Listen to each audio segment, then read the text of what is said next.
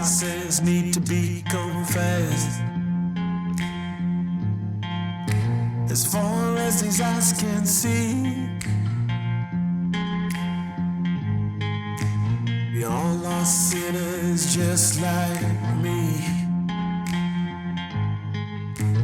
Do what you do to get by. Nothing's gonna save you from the devil inside.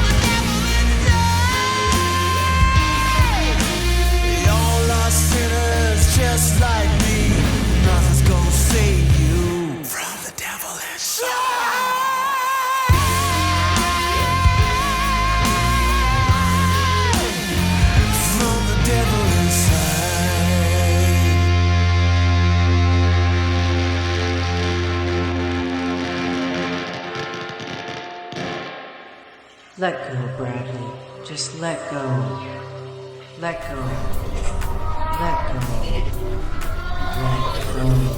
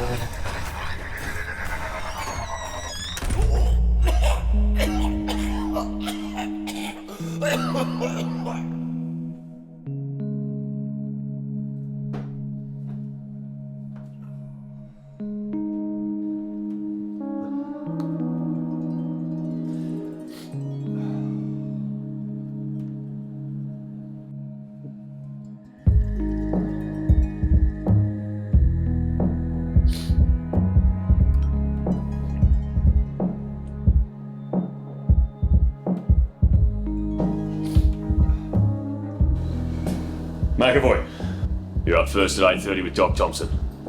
Personal accountability begins with punctuality. Make your session worthwhile. It's your life, buddy.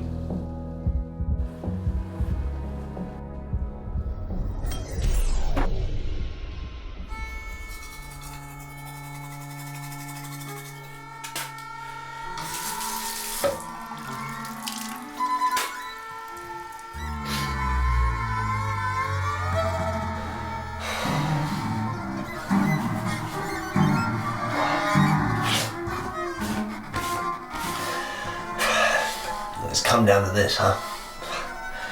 Yeah. Well, what's that phrase? Have the courage to change the things I can. Yeah. Fucking cliche factory. Fuck yeah. Yep, I got the courage. The courage to split this fucking zoo. You know, Jesus fucking. Yes. Little tantrum, MacAvoy. Aggressive behaviour will not be tolerated at Better Life Society. We've discussed this. Now you've got 2 minutes to get down to Doc Thompson. Make your time worthwhile. He's a good guy and a great therapist.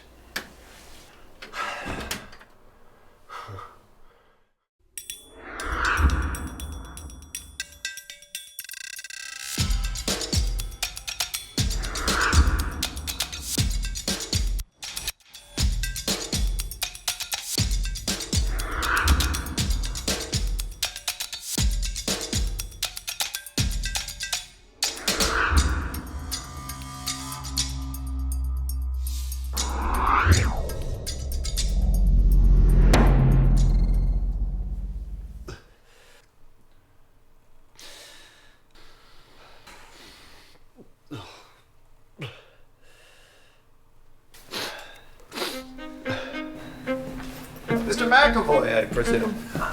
Pleasure to meet with you.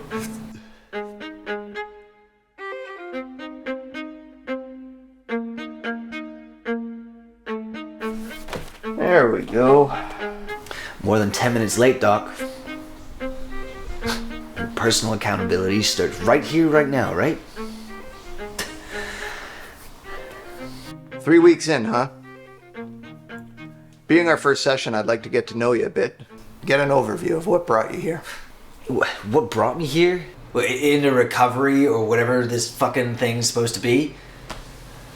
Well, I'm not here voluntarily, I can tell you that much. I was brought here by a misinformed probation officer. People call her Sarge for good reason. She's a fucking bat. Let's call a spade, Bradley. It's your drug addiction and lifestyle that brought you here. Can't sugarcoat it, right? Let's put our session into some context. I'll be blunt about real-life consequences that may grab your attention. You go out there and use, you're gonna die. Plain and simple. Eternal blackness. What would the horrendous consequences of that be on your 5-year-old son, your ex, and your mother? Huh? Let's back up a touch. Who the hell am I, you're probably wondering. I'm Dr. Ian Thompson. I have a doctorate in clinical psychology with a specialty in addictive behaviors. With your help, I'm hoping we can identify some root causes of your crash. The definition of recovery isn't just abstaining from drugs. It's a new way of living a connected and emotionally available life with everything. Picture this, Bradley. Imagine living a far happier life without the use of drugs and kicking your criminal lifestyle to the curb. It's possible. It happens all the time, and it's glorious. Are you on board with exploring new ways of prosperous living and in turn developing new coping skills?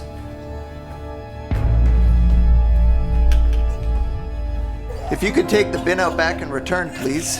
I have a couple of ginger ales that Jerry brought in. We're gonna help you feel human, Bradley. Can't keep living in this sick state, right?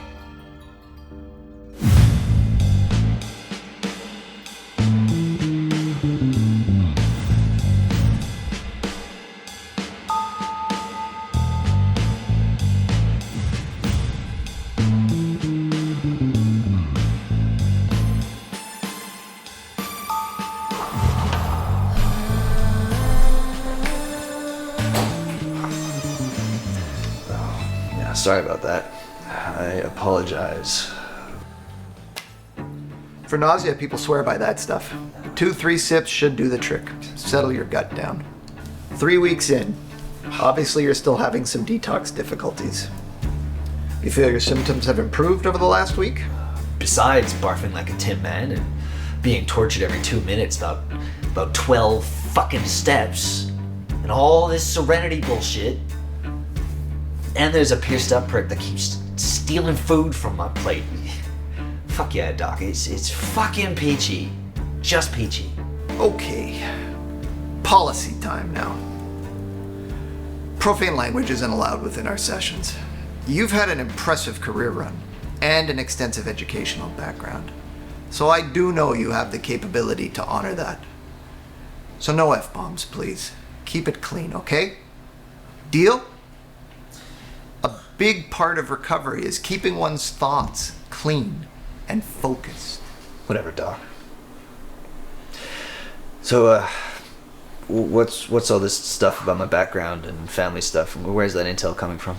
I'm sure you recall your forensic psychiatrist session for your pre-sentence report only 6 months ago, right? You breached a peace bond. I'm aware of your run-ins with police and a bit of your family background. This one concerns me. Your precarious association with a notorious Skid Row criminal. Stan Mingo is listed on VPD's most dangerous offender list at number 2.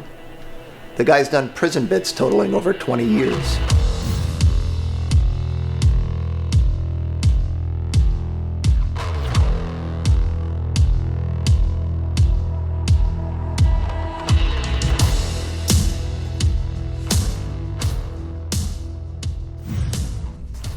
And when you arrived here, the intake manager, Eric, had a brief conversation with your buddy, Robbie. So we have starting points to work with. I don't even remember getting here. You know, some friend that prick is, huh? Robbie could never keep his fucking mouth shut. Sorry, Doc. Oh, some friend that guy is. Robbie could never keep his frickin' mouth shut. Bottom line, Bradley. People are honestly trying to help you. All hearts are in the right place. I'm here to help you too. This agonizing withdrawal, you know, when's it gonna end? When am I gonna feel at least half human? Huh? Physically, you'll feel better first. And pretty soon. A couple of weeks. Emotionally, that's the million-dollar question. You're 40, right? So there's 40 years worth of baggage. This'll take some time. But we'll work our sessions in bite-sized chunks. Let's start with what I do know. I want to frame our first session correctly. A lot of depth here. Successful radio guy, college executive for 16 years, won a couple of awards for your work. The file also says you spent close to 4 months in Surrey's psychiatric ward last year. You made an attempt on your life by cutting your arms. A long stay, but required considering. Food was decent, warm place to sleep. What more could a screwed up guy ask for? Street drugs, of course. One complaint though, the lithium, olanzapine, and Seroquel, it upset my tummy just a bit.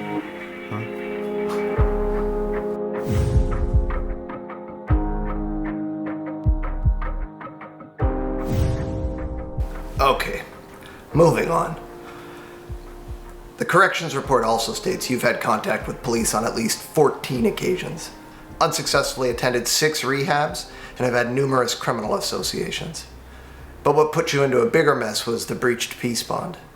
To cease and desist from contacting your former girlfriend, but you continued to contact her, thus your arrest and input into the criminal justice system. True. I loaned her $4,000. You know, had a promissory note, notarized, everything. But nope, she denies that she took any cash and just goes rogue. You know, probably partied in Hawaii with her new boyfriend on my goddamn coin. You ever been ripped off like that, Doc? Let's stay on topic, Bradley. We have to unwind the consequences of your behaviors. Period. So, please continue. Continue. Just fucking Jesus. Answer my question, please. Well, apparently not. Because if you were, you would get it. Yeah, I broke the court order, I contacted her, I continued to use drugs. Fuck that probation chick. Come on, Bradley. I know you are a top broadcaster, though intelligent communication is your forte. Raise the bar verbally, please. You know, when I started dating Blair, I thought, nice lady, huh? Maybe I can change, clean up, maybe my life is worth it. But in the end, I'm in this bizarre shitstorm and she's out there somewhere just yucking it up.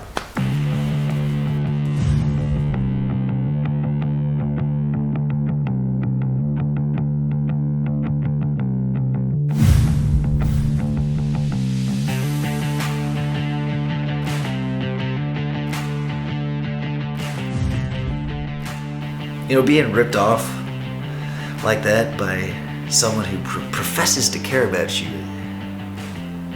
stabs you. You know, stabs you right here, man, right in the heart. The last of my trust for the shitty human race just evaporated with that chick. Trust, huh? So those 5 little letters brought your entire life to its knees.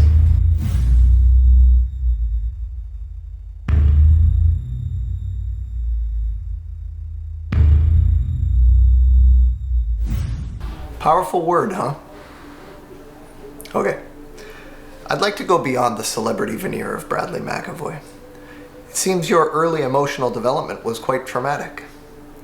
To help you, we'll dive deep and dissect some of your early life dynamics, parts of your childhood. This stuff is carried with us lifelong, like it or not. Well, no lack of discussion points there, Doc.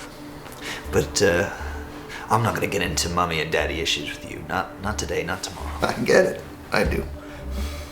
I'd like to know how you define trust. How do you interpret the actual act of trust? flippin' trust? Come on, Doc. Shit, I don't even trust that question. Because I think you're manipulating me here. You know, you're getting me to talk, and then you trap me. And that causes me more trouble. No, I'm not playing that game. Nope. Okay. Nobody's strong-arming you here. And FYI, anything said in this room is absolutely confidential. 100% private. You know, that BS correction shrink said that exact same thing, word for word. When I expressed frustration, he goes and reports to the cops that Bradley MacAvoy is a danger to his girlfriend and society in general.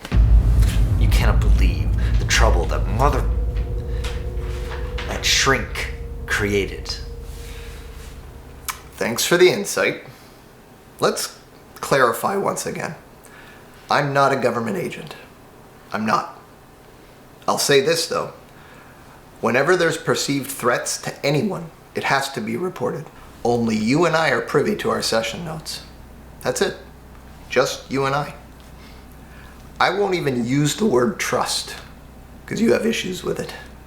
Issues with that verb. What, you an English professor too? Bravo, Doc. Okay. Not trying to come across as a cheesy TV shrink, but we have to begin someplace. What do you recollect from your early life, say from 3 to 5 years of age? You are a pit bull, man. Okay, I do. I do what, Bradley? I recollect that period. Okay. Care to expand? What happened around your 5th birthday? I was deemed the man of the house. Or, I'll rephrase, my mother deemed me the man of the house. My father had just split, vanished. Happy day, right? New job description at 5 frickin' years old. You know what, Doc? No disrespect here. I'm not sure I want to do this. You know, I'm not ready to, man. I can take care of this shitstorm on my own. I'm built that way. Take care of all this carnage yourself, and you're built that way? Bradley, I respectfully deny the assertion. I can do this myself. Every single addicted person I've worked with only accomplished sobriety through copious amounts of help from others. I see an extremely disconnected person sitting in front of me. Yeah? Do you know what the opposite of addiction is? Connection. The opposite of addiction is connection. Drugs steal everything from your life. Everything dear to your heart and soul. Family, career, friends.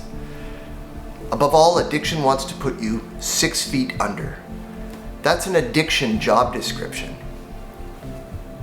When we're jammed up in our addiction, our existence is nothing but pure survival and protecting our using behavior at all costs.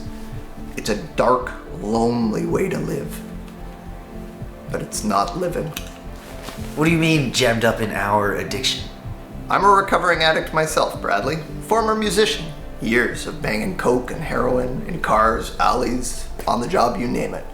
About homelessness on the east side. Been cleaned up for 17 years now. So I know exactly where you're at from first-hand experience. Okay, let's take a break. We'll restart, let's say, 9:05.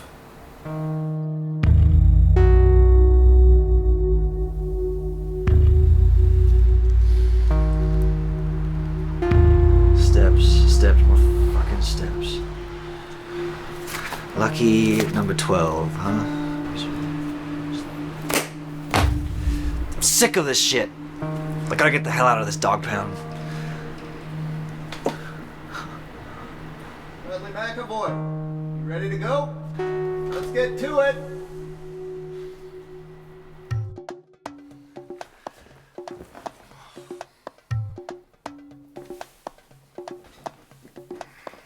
Got better? Before we get going, any questions? Any curiosities thus far? Okay. Can you recollect a time where someone important in your life, someone you trusted your life with, let you down? That's a loaded question, Doc. Where do we start? The beginning. What was your first experience of being so let down that it hurt? Or we can continue from when your father became absent. Well, how about we start with when I was born? No, I'm serious. I'm a savant with memories. I can remember all the way back to when I was 18 months old. It's nuts. You know, I think where my life really changed course is with what happened with my dad, him leaving on my 5th birthday. I was only 5 years old. The guy just left. No fanfare, no nothing. He just packed up and gonzo. I was sad and relieved at the same time. Sad that I wouldn't have a dad anymore. Like, he was a dickhead, but I loved him. He was my dad. And relieved because he wasn't going to be around to beat on my mother and I anymore. Now that part was euphoric. But it changed me. And trouble has followed my tail ever since. I'm sorry you had that experience, Bradley. That's a tough one. Really tough. You say that's when your trouble started. Tell me more about that. I don't know. You know, if my goddamn father hadn't split, then my mother wouldn't have married Norman, and...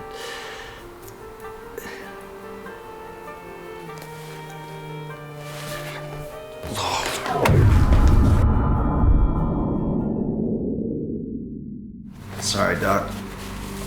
Mr. Gut is misbehaving quite a bit this morning. The ginger ale. Have a couple of sips. You okay to continue? We have a few minutes left. You're doing great here. Who's the man your mom married? I think you said his name was Norman. What occurred during that period of your life? Well, you know. Yeah, she married Norman when I was 10. He was a good guy, a good stepfather. But his screwed up son, you know, my so-called stepbrother. Now, he was a bona fide puke, a real child skinner. Okay. Let's avoid the jailhouse chat, okay? There's value in you verbalizing these painful memories that may have occurred. See, that's what the fuck I'm talking about. Like, what may have occurred, like I'm making this shit up. No, it did occur, for fuck's sakes. Language, please. I apologize for the supposition. So what did happen, Bradley? Shit, I don't know. You know, I thought I was a gay guy throughout all my teens because of that prick.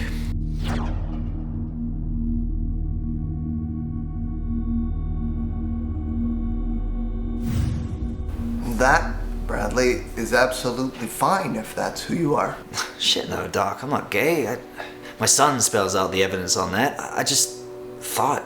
Remember, you're totally safe here. I thought that when, you know, I was raped by that asshole, that he turned me gay. You know? In my 10-year-old head, I thought that was me, forever. I was just a goddamn kid. But nope. No, I'm not gay, Doc. Not at all. Thank you. What emotions evolved at that time? What did you feel? That shithead held me down and raped me. How's that? You know, do you get the picture now? How the hell do you think I felt? You know, 200-pound sick fuck diddling a scrawny 10-year-old, using violence. You know, are you entertained yet? Huh? You happy now? You got what you wanted? I found one particular stat interesting but not surprising during my 9 years of practice. Did you know that over 90% of hardcore addicts experience some form of sexual abuse or rape?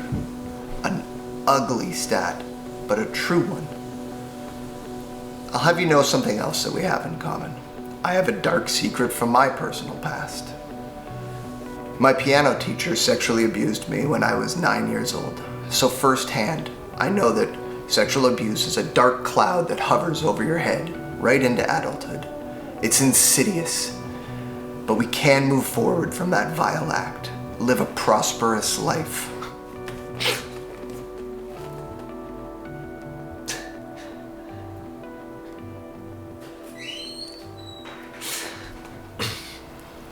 I'm proud of you, Mr. MacAvoy. You've done yourself a monumental favor today. Treat your vulnerability with care over the next few days.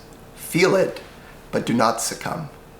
It'll bode well for your future sessions and your recovery. Well done, Bradley. Great start. What was that last bit? Well, over 90% of drug addicts have had the same thing happen to them. Really? And not just from my own professional experience. This fact is supported by the American Journal of Psychiatry as well. Childhood victims of sexual and other abuses are extremely vulnerable to substance addiction and a vast array of psychiatric disorders, vulnerable to a whole host of negative emotional conditions. So you're not alone. And above all, remember this. You're not a freak.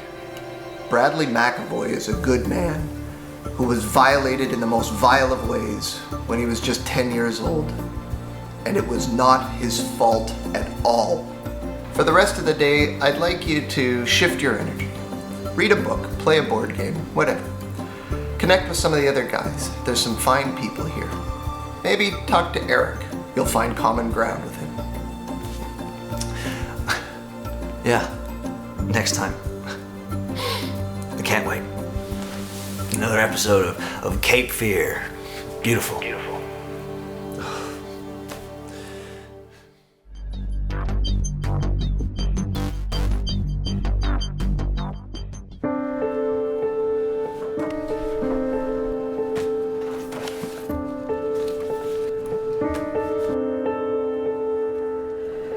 Three guys still out on day passes. 3:45, gotta be back by 4:30. Come on, guys. They'll show. Always do. Well, most do. Anyways, what you got planned this weekend? It's busy. See, son's hockey tournament's on the calendar. It's got a pretty decent team though. Might take the whole thing. Here's hoping. What about you? Bowling tournament with the wife's work buddies. She loves it. Me? So. The Alley Cats. That's her team name. How cute, huh? Most importantly though, I got full permission to play with my balls this weekend. Bradley MacAvoy. How you going, mate? How was your day? You know the drill. Day pass guys are going to be piss tested. All about house safety.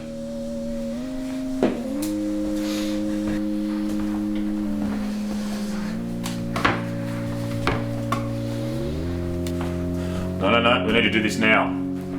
Now, Bradley. Take this cup. Go in the other room. Let her rip. I respectfully decline, Jerry. Not today, not tomorrow, thank you. No choice here, MacAvoy. When you got here, you signed the intake form, allowing us to piss test you at any given time. Day pass people are subject to a urine test upon their arrival back at the home, and that goes for everybody in this house, including you. So, can you just please comply? Nope. It's not happening, guys.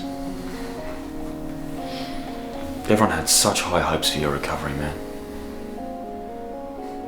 Damn it, Bradley, why didn't you reach out to us? We would have helped you with your obsession to use. That's why we're here.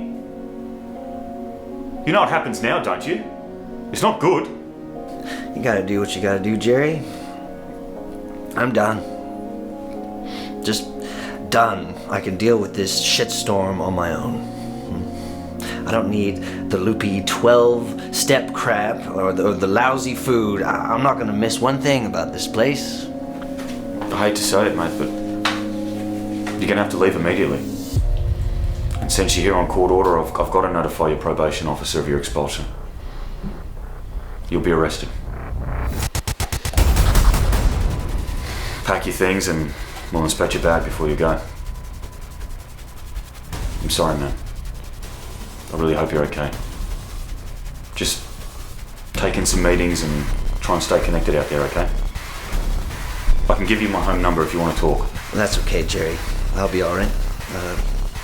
I'll be gone in 5 minutes. But first, I need the money in my canteen account. There's $360 in that. Can't do that, man. You know the rules. Any outstanding cash is handed over after 10 days. Give us a call on, say the 25th. We'll email you a check. Once you leave the premises, you'll be barred from the house for 90 days. I gave you guys cash, pricks. Fuck! But this shithole's acting like a bank now?